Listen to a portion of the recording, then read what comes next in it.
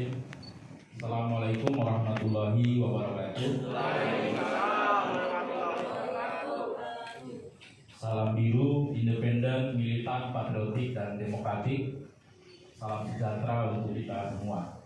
Ini salam biru itu untuk KSPSI biru, GSPI biru, ayam merah, salam merah.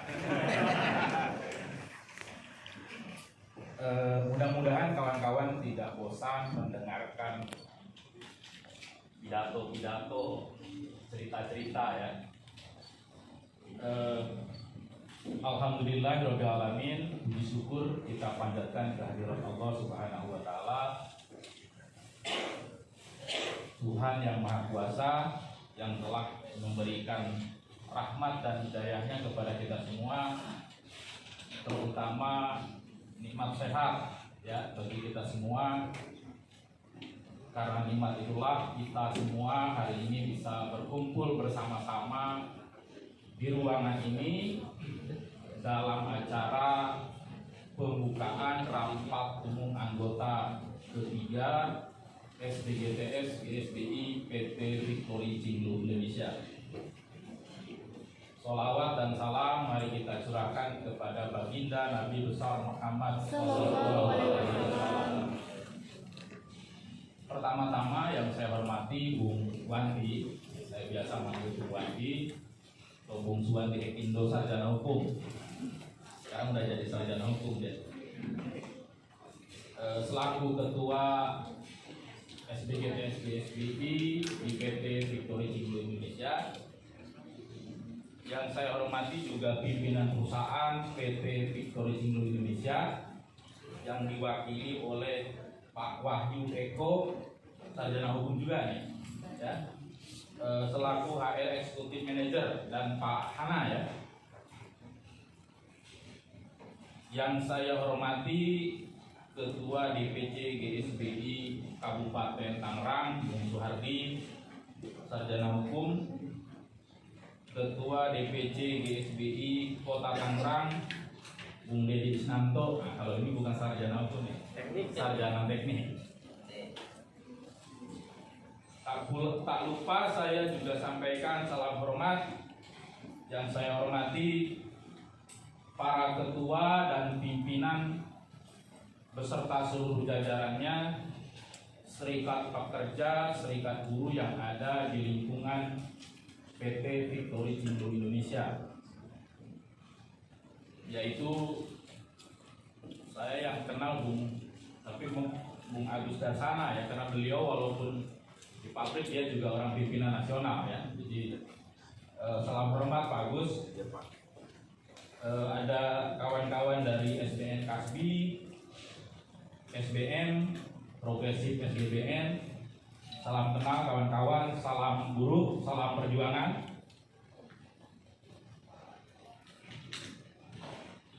Yang saya pahami tentu di PTBC ini sangat ramai. Kenapa? Ada 5 atau 6 serikat ya Pak? 5. Ada 5 serikat pekerja, serikat buruh. Ya. Dan yang saya pahami ini jadi 10 apa enggak nih Pak? Ya 5 cukup ya. Yang saya pahami tentu kehadiran serikat pekerja, serikat buruh di PT Victory Cinglu Indonesia ini adalah haruslah menjadi kawan seperjuangan bagi Bung Wandi dan kawan-kawan, bagi SDGTS GSBI dalam rangka membela, memperjuangkan hak dan kepentingan buruh. Terpenting juga adalah bagaimana bersama-sama dengan pihak perusahaan untuk maju bersama, karena nggak boleh majunya masing-masing. Ya kan, kalau majunya masing-masing pasti ada yang terseret-seret. Itu yang akan jadi masalah di kemudian hari.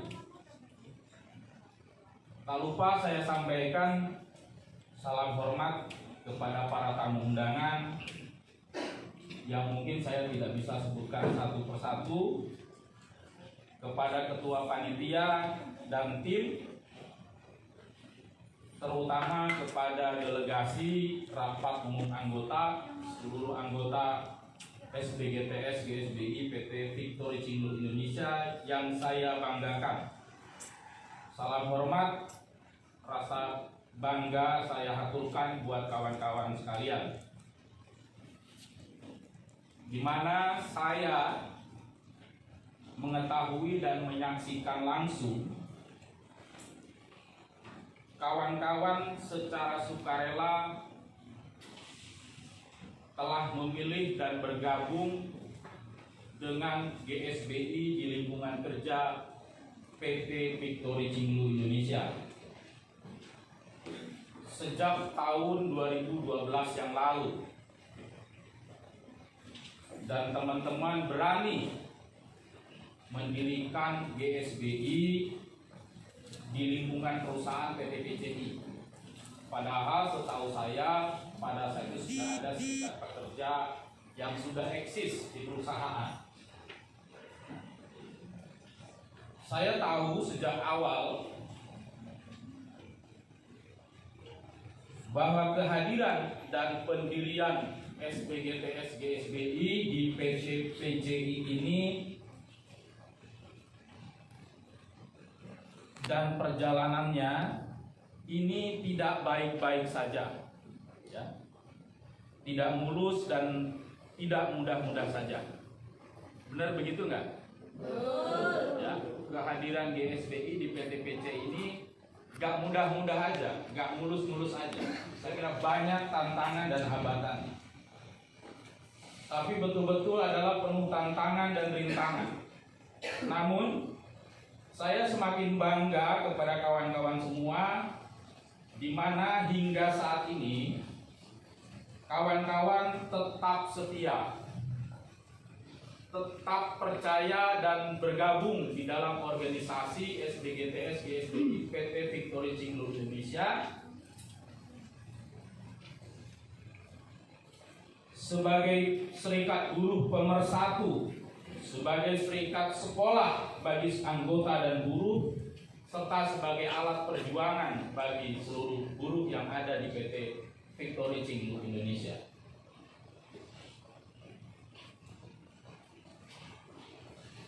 Kawan-kawan juga terus ambil bagian bagaimana mengembangkan GSBI di perusahaan. Dari dulunya yang hanya puluhan orang, terus jadi ratusan orang, dan sekarang katanya sudah hampir 1000 lebih buruh PT PCI bergabung di dalam organisasi GSBI. Semoga perkembangan ini sejalan dengan pihak perusahaan yang juga memberikan atau menjalankan praktik kebebasan berserikat secara benar dan jujur. SBGTS GSBI menjadi serikat buruh yang mayoritas di PT PCI.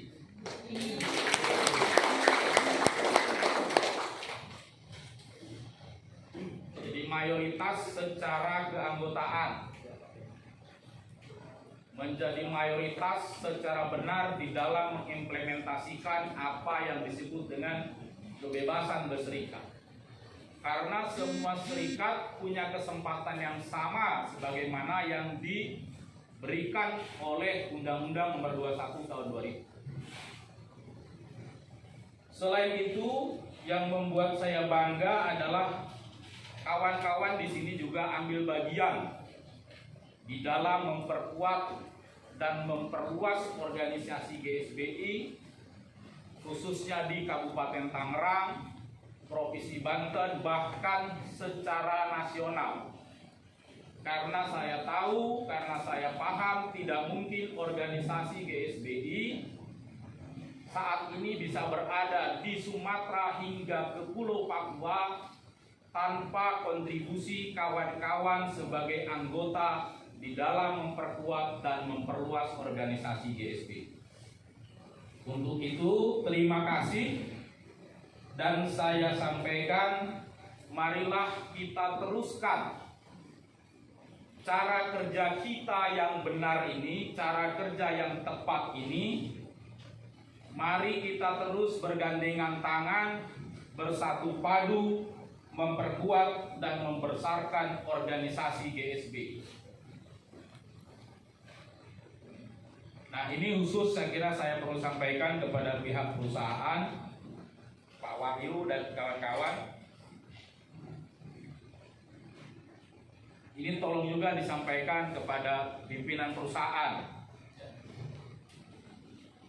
Saya dan teman-teman di DPP GSBI menyampaikan terima kasih di mana pihak perusahaan telah berkenan memfasilitasi tempat diselenggarakannya kegiatan rapat umum anggota ketiga, dan bahkan bukan hanya ketiga tapi yang kedua juga yang saya tahu juga diberikan fasilitas oleh pihak perusahaan, ya. Bahkan bisa menyelenggarakan rapat umum anggota di dalam perusahaan dengan banyak menggunakan fasilitas perusahaan. Jadi saya sampaikan terima kasih, Pak. Di tengah-tengah masih banyak perusahaan-perusahaan yang anti terhadap kehadiran dan aktivitas-aktivitas serikat buruh, terutama adalah bagi kehadiran serikat buruh independen.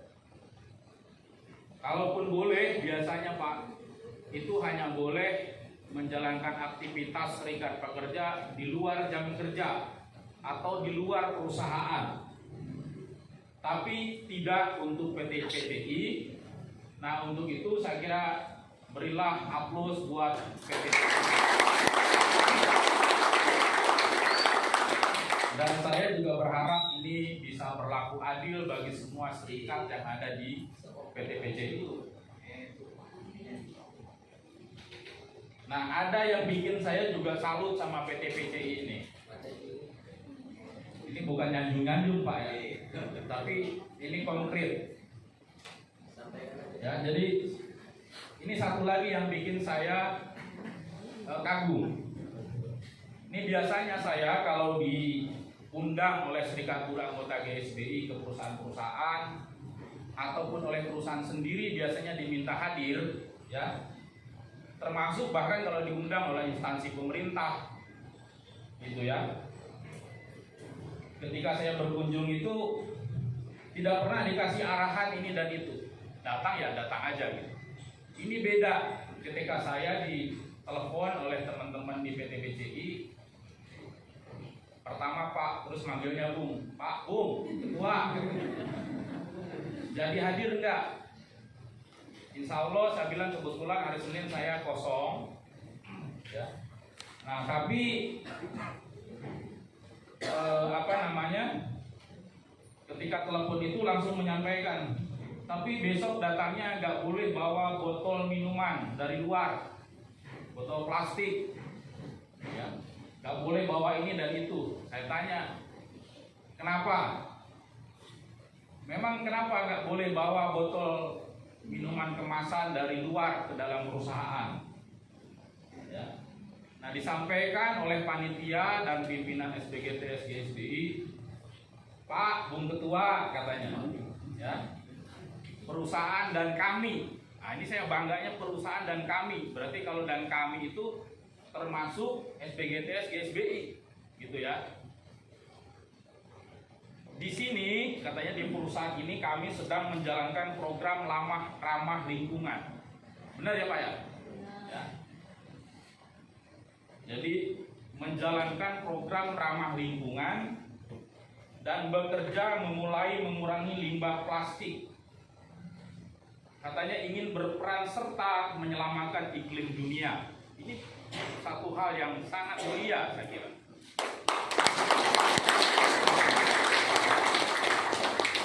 Cuma pada saat itu saya pikir juga, ini teman-teman ini ngerti gak sih yang diomonginnya itu? Atau cuma sekedar nyampein aja gitu kan, pesannya perusahaan gitu ya. Tapi mudah-mudahan saya yakin paham. Jujur secara pribadi, saya dan teman-teman di DPP tentu sangat bangga pada PT PCI. Memiliki komitmen dan tidak hanya sekedar komitmen, ya, tapi mulai menjalankan komitmen tersebut bahkan menjadi satu kebijakan yang diimplementasikan di dalam perusahaan.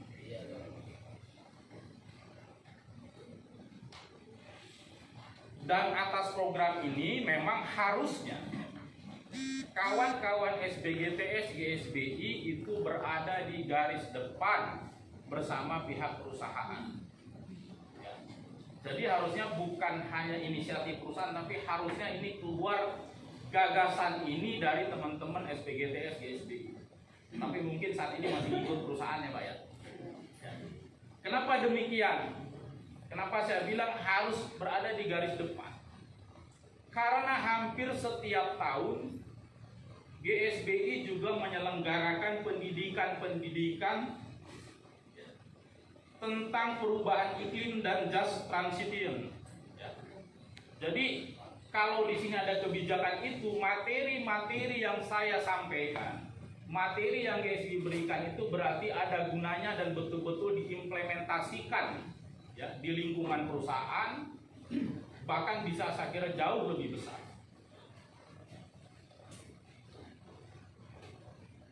Termasuk di dalam politik perjuangannya GSBI, isu perubahan iklim dan lingkungan yang adil dan lestari itu adalah bisa terwujud nyata, kawan-kawan sekalian. Dan hal itu tidak mungkin kita akan berbicara dari yang besar kalau hal yang kecil saja kita tidak mulai menjalankan itu. Nah, tapi harus disadari betul gitu. Jadi tidak salah teman-teman kalau perusahaan menjalankan itu, bahkan ada di garis depan. Karena menurut data memang korporasi-korporasi lah dan negara-negara majulah sebenarnya yang menyumbangkan pada kerusakan iklim dunia ini. Tapi biasanya negara-negara maju membebankan untuk menyelesaikan problem iklim itu kepada negara-negara yang berada di bawah kekuasaannya. Nah, tapi ini juga perlu diingat oleh kita semua, termasuk oleh perusahaan, Pak. Saya kira ini juga pesan saya. Harapan saya, perusahaan PT PCI tidak saya bekerja ramah terhadap lingkungan, ya. Tapi haruslah juga perusahaan ramah atau lebih ramah lagi kepada buruhnya. Ya, jadi bukan hanya ramah pada lingkungan, tapi perusahaan juga harus lebih ramah kepada buruhnya.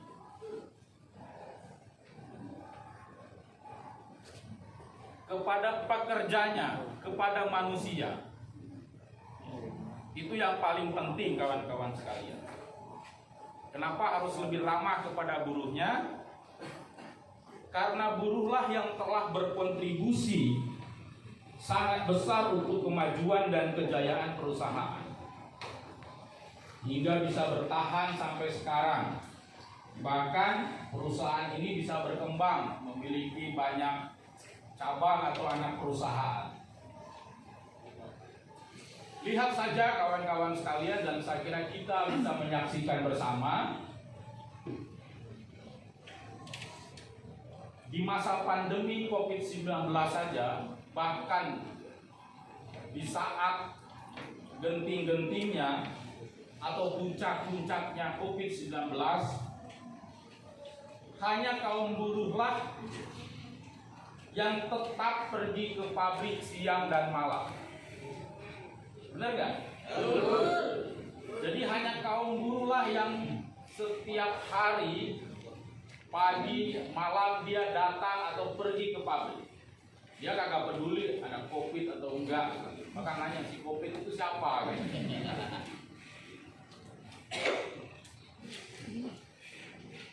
Untuk apa? Tentu adalah bukan untuk jalan-jalan, tapi untuk berproduksi dan terus memberikan keuntungan kepada pihak perusahaan. Jadi bukan anggota DPR atau para pejabat itu yang ketika pandemi hanya kerja dari rumah. Teman-teman, saya yakin selama pandemi sejak 2020 sampai 2021 kerjanya nggak di rumah, tapi kerjanya di pabrik. Itu fakta, saya kira kawan-kawan, di tengah situasi di tempat-tempat lain. Mungkin kalau di tempat sini tadi Bung Wandi sudah menyampaikan sudah ada vaksin 100% bahkan ya, bahkan perusahaan juga menerapkan protokol kesehatan secara ketat. Tapi di tempat-tempat lain teman-teman banyak buruh bekerja tanpa perlindungan yang memadai. Bekerja pokoknya bekerja. Sebenarnya banyak data yang tidak diekspos oleh pemerintah, di mana ribuan pabrik itu adalah mengalami COVID, tapi tidak diekspos. Bekasi, Karawang itu termasuk salah satu jumlah yang sangat besar, tapi memang tidak diekspos oleh pihak pemerintah. Kita tahu Serikat Pekerja, Serikat Buruh tahu itu, dan GSBI saja ya, yang kita himpun dari tahun 2020 itu tidak kurang hampir mungkin data anggota kita aja 5.000-an yang terpapar COVID-19, anggota dan keluarganya. Saya kira itu jauh, data itu akan jauh lebih besar dibandingkan yang tadi.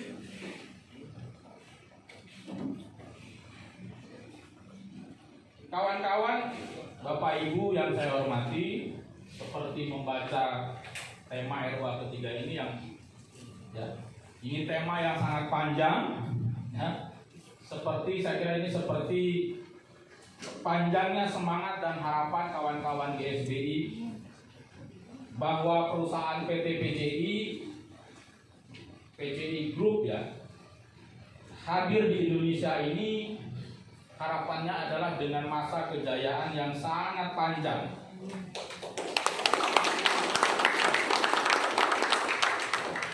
Bisa berkontribusi pada kemajuan Indonesia, terutama pada peningkatan kesejahteraan buruhnya. Kawan-kawan pimpinan dan anggota SBGTS, GSBI, PT PCI, ini kalau tidak salah tanggal 15 April nanti SBGTS, GSBI itu berusia 10 tahun. Ini waktu yang lumayan, 10 tahun itu bukan satu yang singkat saya kira. Dan ini menuju kepada mau menuju dewasa.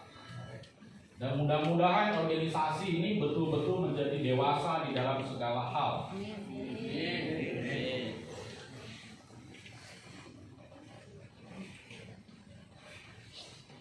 Seperti cita-citanya GSBI, dibangunnya SBGTS GSBI di PT PCI di tahun 2012 yang lalu itu adalah untuk menjadi serikat buruh yang bisa bertahan di dalam segala cuaca, di dalam segala situasi. Artinya serikat buruh yang dibangun pimpinan-pimpinannya itu adalah tidak mudah menyerah, teguh mengemban cita-cita perjuangan kaum buruh Indonesia. Bagaimana bisa bebas dari politik upah murah, adanya kepastian kerja, dan terciptanya syarat-syarat dan kondisi kerja yang berkeadilan, bebas untuk memilih dan bergabung menjadi anggota atau tidak menjadi anggota serikat pekerja, serikat buruh, tanpa paksaan, bahkan penghalang-halangan menjadi anggota serikat buruh. Kebebasan berserikat harus menjadi perhatian kita bersama. Tanpa kebebasan berserikat, tidak akan mungkin buruh bisa punya bargaining, tidak mungkin bisa memperjuangkan apa yang menjadi hak dan kepentingannya. Serikat pekerja adalah alat pemersatu kaum buruh, wadah berorganisasi bagi kaum buruh. Kebebasan berserikat ini, kawan-kawan sekalian, saya kira, dan perlindungan hak untuk berorganisasi, dan berunding bersama itu adalah merupakan mandat daripada Konvensi ILO nomor 87 dan 98, termasuk juga Undang-Undang nomor 39 tahun 99, dan secara spesifik adalah amanat dari Undang-Undang nomor 21 tahun 2000. Bahkan kalau dinaiki itu kebebasan berserikat juga diakui, dituangkan di dalam Code of Conduct-nya naik. Ya. Termasuk saya kira yang terbaru antara brand, perusahaan dan serikat pekerja serikat buruh juga telah bersepakat membentuk satu protokol kebebasan berserikat atau yang disebut dengan protokol FOA yang secara resmi ditandatangani oleh pihak Nike ataupun brand-brand, pihak perusahaan, termasuk juga serikat pekerja serikat buruh di dalamnya GSBI dan beberapa serikat pekerja lain juga ambil bagian di dalam komitmen untuk menegakkan tentang kebebasan berserikat. Ke depan, kawan-kawan sekalian, tantangan perubahan iklim perburuhan internasional dan implementasinya di Indonesia itu akan jauh lebih berat, terutama sejak diundangkan dan diimplementasikannya Undang-Undang Nomor 11 Tahun 2020 atau Omnibus Law Cipta Kerja. Walaupun Mahkamah Konstitusi sudah mengeluarkan keputusannya inkonstitusional bersyarat, dan sekarang ini menjadi polemik, menjadi dua pandangan, ya, di mana pemerintah tetap ngotot undang-undang ini adalah eksis untuk berlaku sambil diperbaiki, dan kita, saya kira serikat pekerja serikat buruh berkeyakinan undang-undang ini harusnya tidak dijalankan, termasuk tentang peraturan pelaksanaan. Tapi sampai sekarang belum ada titik temu yang sangat jelas. Artinya tadi juga sudah dijelaskan kawan-kawan sekalian, provokasi-provokasi terhadap lahirnya ketidakharmonisan, ketidakstabilan situasi ini bukan dilahirkan oleh gerakan buruh, tapi dilahirkan oleh penguasa itu sendiri, oleh pemerintah sendiri. Contohnya apa? Undang-undang Omnibus Law. Karena beberapa saya berkomunikasi juga dengan banyak pimpinan perusahaan, sebenarnya banyak juga yang nggak setuju. Karena apa? Dengan kebijakan-kebijakan yang kontroversial itu justru akan melahirkan ketidakstabilan situasi dan mengganggu hubungan industrial yang ada sudah terbangun di dalam perusahaan. Contohnya teman-teman, pasti dengan lahirnya kebijakan perundang-undangan yang tidak berpihak kepada kaum buruh, itu akan melahirkan gejolak di pabrik-pabrik, akan demo, akan mengirimkan anggota-anggotanya mendatangi kantor-kantor pemerintah. Produksi terganggu tidak? Terganggu. Pasti perusahaan juga yang berpikirannya jernih tidak setuju dengan kebijakan ini, karena mengganggu proses produksi. Dan saya yakin tidak ada perusahaan yang mau barang sedetik pun adalah proses produksi itu terganggu. Contohnya, yang memprovokasi buruh Banten itu untuk bergerak untuk melakukan tindakan-tindakan itu bukan kaum buruh sendiri, tapi pimpinan Banten nomor satunya sendiri yang memprovokasi. Pimpinan elit-elit pemerintah sendiri yang memprovokasi, yang membuat kegaduhan, yang membuat situasi Banten itu tidak kondusif. Tapi sekarang dibalik menjadi kaum buruh yang membuat situasi Banten tidak kondusif. Coba kalau pemerintahnya melahirkan kebijakan yang bisa mengakomodir seluruh kepentingan, seluruh stakeholder yang ada di dalam hubungan industrial, tentu tidak akan terjadi itu pendudukan kantor gubernur. Tidak akan ada terjadi itu buruh foto-foto di mejanya gubernur. Dan itu satu hal yang biasa di dalam negeri demokrasi menurut saya. Justru dengan melaporkan buruh itu semakin memperlihatkan bagaimana watak rejimnya, watak pimpinan itu adalah yang anti terhadap kaum buruh. Padahal buruh di Banten ini memberikan kontribusi yang tidak sedikit, karena salah satu sektor industri andalan apa? 1000 pabrik di sini ya kan? Julukannya adalah 1000 pabrik. Tentu memberikan kontribusi yang sangat besar terhadap APBD di Provinsi Banten. Harusnya mendapat perlakuan yang istimewa. Ekonomi akan bergerak kalau buruhnya itu upahnya yang sangat baik, karena buruh akan belanja, maka roda ekonomi akan berjalan. Tapi kalau upahnya murah, bagaimana mungkin ekonomi akan cepat pulih? Saya kira pemenang Nobel internasional di bidang ekonomi mengatakan nggak ada hubungannya kenaikan upah buruh yang tinggi itu dengan masalah ini investasi. Justru kenaikan upah buruh yang sangat tinggi itu akan berkontribusi pada peningkatan pertumbuhan ekonomi, kebangkitan ekonomi. Ya. Nah, bagaimana contohnya? Saya bilang misalkan di perusahaan ini, kalau upahnya tidak cukup untuk memenuhi kebutuhan hidupnya, pasti kelakuannya aneh-aneh. Makannya kurang gizi, maka kerjanya juga nggak semangat, ngantuk aja. Suruh kerja itu muak aja, target pasti tidak dapat. Tapi kalau upahnya cukup, gizinya cukup, ketika datang ke perusahaan itu dengan fit, tentu dia akan sangat baik. Beda misalkan dengan Pak Wahyu ya, gizinya cukup, datang pasti fresh. Tapi buruh yang sudah lembur, gajinya pas-pasan, sarapannya cuma Indomie, kadang-kadang nggak bisa sarapan. Mikirin tagihan cicilan rumah, mikirin tagihan cicilan motor, datang ngantuk, lemas gitu. Disuruh kejar target nggak dapat, yang ada bikin masalah. Karena upahnya tidak cukup. Tapi kalau upahnya cukup, saya yakin dia akan datang ke pabrik dengan riang gembira, dengan energi, dengan semangat bagaimana kita bekerja. Itulah menjadi salah satu hal yang paling penting saya kira untuk kita perhatikan bersama, kawan-kawan.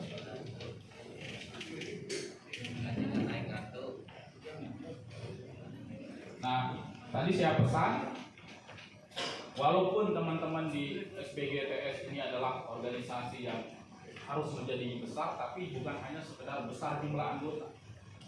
Saya selalu berpesan, selalu sampaikan berkali-kali, bagi GSBI jumlah anggota besar itu keharusan. Tapi cuma besar anggota juga nggak ada guna. Kalau pimpinan-pimpinan tidak pernah bisa memberikan edukasi, tidak bisa memberikan pendidikan yang ilmiah, yang konkret, yang objektif kepada anggotanya. Teman-teman punya anggota 1000, saya selalu tanya, sudah berapa persen yang bisa menyelesaikan pendidikan dasar organisasi? Belum sampai 10%. Pasti saya akan ngomel terus. Teman-teman punya anggota besar puluhan ribu, ketika tidak pernah bisa memberikan pendidikan kepada anggotanya dengan materi-materi yang ilmiah, yang objektif, bukan provokasi. Karena banyak serikat pekerja memberikan pendidikan itu provokasi. Yang penting ngamuk buruhnya kan. Nah, kita tidak perlu untuk itu, tapi harus bisa memberikan pendidikan-pendidikan yang ilmiah, yang objektif. Makanya kita selalu ngomong, teman-teman GSBI, saya selalu bawel. Lu nggak akan bisa ngomong apapun di hadapan perusahaan, di hadapan siapapun, kalau tidak pernah melakukan investigasi, tidak pernah melakukan riset, tidak pernah punya data. Itu adalah pekerjaan penting di dalam serikat pekerja, terutama di dalam pihak perusahaan. Saya sudah sampaikan, teman-teman nggak usah perlu pesimis dengan disahkannya undang-undang Omnibus Law yang memang itu banyak merugikan buruh.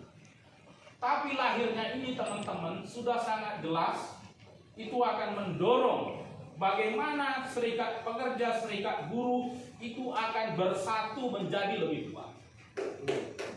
Dan memang keharusan, teman-teman, menjawab